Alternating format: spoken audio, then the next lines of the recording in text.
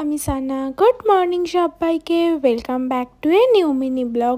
আজ ছিল ভাইফোঁটা, তাই ভাইফোঁটার দিন আমি কীরকমভাবে কাটিয়েছি সেটাই তোমাদের সাথে শেয়ার করব। সকালবেলা রেডি হয়ে চলে গেলাম ভাই আর আমি মিলে দিদির বাড়ি। এটা আমরা প্রত্যেক বছর যাই। সেখানে গিয়ে শরীরটা ভীষণ খারাপ, তারপরেও দিদি আমাকে চিকেন রান্নার দায়িত্ব দিয়েছিল। আর তারপর সুন্দর করে সমস্ত কিছু সাজিয়ে দিলাম প্লেট, যেটা দিয়ে আমরা ভাইফোঁটা দেব। তো তারপর শুরু হলো একে একে ফোঁটা দেওয়া। তো দিদি যেহেতু বড়, তাই দিদি ফার্স্টে দিল, তারপর আমি, তারপর দিল দিদির মেয়ে, তার দাদাদেরকে। তো এরকমভাবেই পরপর হলো ভাইফোঁটা চলতে চলতে অলমোস্ট 2:30 এরকম বেজে গেছিলো।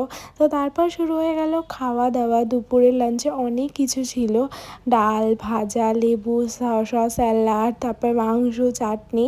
তারপর সবাই মিলে সন্ধ্যেবেলা অনেক আড্ডা দিয়েছিলাম। আর তার মাঝে দেখো এই পুচকু গবলুটাকে, কি কিউট তাই না? এটা হলো আমার আরেক দিদির ছেলে।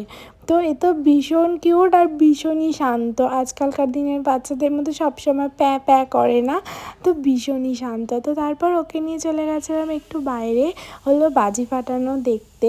যেহেতু আজকে তো লাস্ট আমরা সবাই মিলে বাজি ফাটাবো, তো আমি তো বাজি ভীষণই ভয় পাই, তো আমার দিদির ছেলেমেয়েরা ফাটাচ্ছিল, ওটাই আমি পুচকু মিলে এনজয় করছিলাম।